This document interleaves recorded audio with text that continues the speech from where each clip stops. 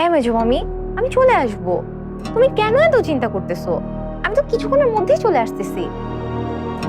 ভাই রে ভাই, সবার বন্ধু দাওয়াত পায়, কিন্তু আমার বন্ধুর বেলায় যত নিষেধ মানে।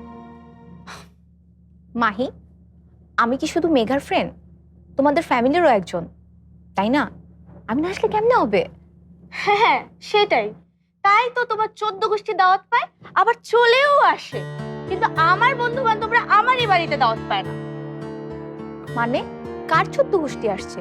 কার আবার? তোমার তোমার কাজিন নাহিয়ান আসছে তোমাকে নিতে। যাও। হোয়াট? নাহিয়ান এখানে আসছে? কোথায় সে? কেন আসছে?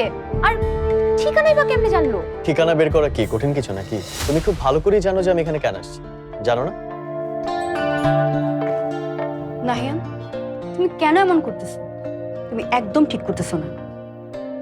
আমি ঠিক করি না নাকি তুমি ঠিক করো না? আরে আমাদের বাড়ির পার্টিতে তো আমি তোমার ডাকছি, But তোমাদের বাড়িতে এত সুন্দর একটা পার্টি হচ্ছে, তুমি আমাকে ডাকো নাই।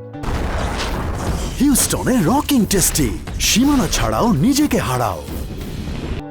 আমার সাথে বিট্রে করছো তুমি না? মানে রাশাকে ডাকছো, আমি কোনো ইনভিটেশন পাইনি কেন? নাহিয়ান, এখানে কোনো পার্টি হইতেছে না। কি হইতেছে তাইলে?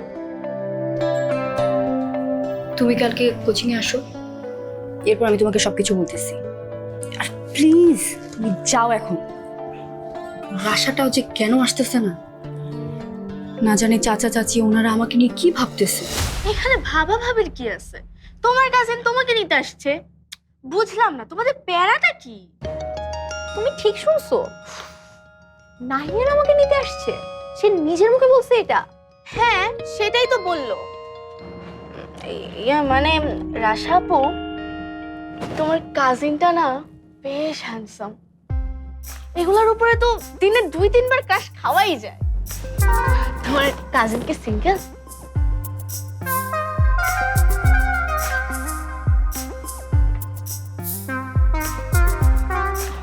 ও মা, তুমি এমন করতেছো কেন?